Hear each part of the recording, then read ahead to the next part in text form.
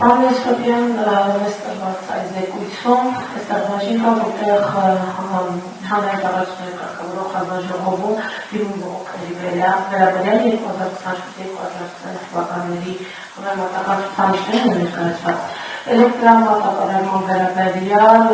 տարբերությունը նշված է 24 թվականի 25-ի 266, այս դիմում բողոքները հիմնականում ինչի են վերաբերվել կա արդյոք նրանց մեջ բողոքներ, որ վարձավճար էլեկտրաէներգիայի գերազանցումը, այսինքն հարյուրադրումներ են տեղի, եթե այդպիսի բողոքներ կան, ապա վարձը ավել վճարելու հավելագրումների գնահատական ինչ ընթացք է տևում, ինչպես է հարցը լուծվում, եւ պարոն Մեսրոպյան, ճիշտ է դուք չեք պատասխանում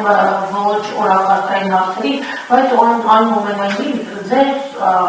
անձի վերաբերյալ բազմաթիվ որակումներ կար, այն որ Նիկոլ Փաշինյանը ձեր շեֆն է, քաղաքական պատվերներ է կատարում, այս ձեր մասին այս որակումները ձեր չեն ապահովում եւ ինչպես եք դուք պատրաստում խոսքով փառատոնի դրանք։ Շնորհակալություն։ Ես դրանք ոչ միայն խոսքով եմ փառատում, այլ նաև գործով, բայց ես կանդրադառնամ ոչ օրակարգային ձեր հարցին, խնդիր չկա, բացառությամբ կարգով։ Ուրեմն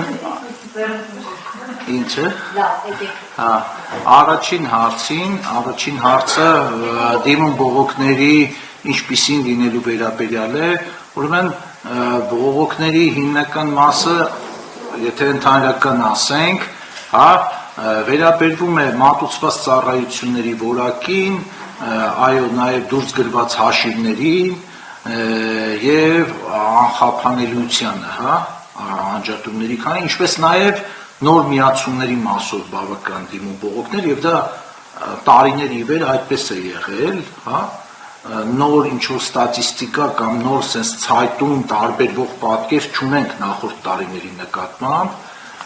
Հիմա ձեր հարցի մեջ էլի դուք փորձում եք ոնց հասկացա անդրադառնալ հավելագրումներին, բայց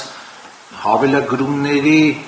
մասով ես այդ տիրույթում եթե պատասխանեմ, այսինքն համեմատվել է 24-25 թվականը, իհարկե հավելագրումների մասով ես արդեն ասացի, որ բոլոր տարիներին էլ առանձին դեպքերում բողոքներ ունեցել ենք։ Մի դեպքում ապացուցվել է դա, մի դեպքում չի ապացուցվել եւ հետեւաբար ուզում եմ հասկանամ ձեր հարցի բանը էլի առանցքը ինչ եք ուզում այս բանին այդ մասով լսել ինձանից։ Օրենսդրական ուզում հասկանալ այդ դեպքում հավելագրումների վերաբերյալ լուծումը ինչպիսին է լինում։ Ընթացակարգը եթե դա ապացուցում է, որ իսկապես այդտեղ հավելագրում է եղել, վարույթ է հարուցվում այդ ապացույցների շրջանակում եւ վարույթի շրջանակներում կարող են կիրառվել առնվազն 4 ելք նկատողություն,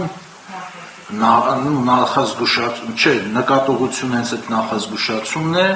այս կամ այն քանակի դրամական տուժի ենթարկել ընկերությանը, ընդհուպ մինչև լիցենզիայի զրկման հարց կարող է դա դառնալ, էլի նայած հանձնաժողովը տվյալ դեպքում ինչ կորոշի։ Եվ ձեր անձի վերաբերյալ։ Իմ անձի վերաբերյալ։ Այո, ես էլ հաճախ լսում եմ, հենց հատկապես այն պահից սկսած, երբ որ հեծի թեման արդեն ի հայտ եկավ, ես լրիվ տրամագծորեն հակառակ կարծիք ունեմ այդ մասին։ Մենք հանրային ծառայությունների կարգավորող հանձնաժողովը հիմա շատ ավելի շատ անկախ է եւ ինքնուրույն, քան թե երբևէ եղել է։ Ինչու՞, որովհետեւ այն խնդիրները, որի մասին մենք խոսում ենք հեծի հետ կապված, դուք ինքներդ էլ մատնանշեցիք, ձեր գոլեգաները, տարիներ շարունակ այդ խնդիրները եղել են։ Եվ որևէ անգամ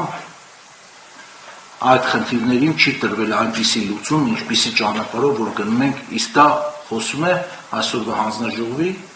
անկախության մասին, ոչ թե կախվածության մասին։ Այն պատճառները, որի համար Հեցին զրկել են լիցենզիայից, այն հիմքերը, այն կետերը, եթե ծանոթացել եք կամ խորհուրդ եմ տալի անպայման ծանոթացեք, այդ ամեն ինչը տարիների վեր եղել է։ Որ իրանք ինձնից անկախ էին,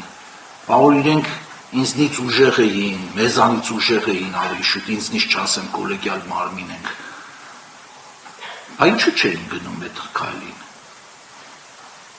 Եթե իրենք անկախ կառույց էին ավելի, քան թե այսօր մենք ենք։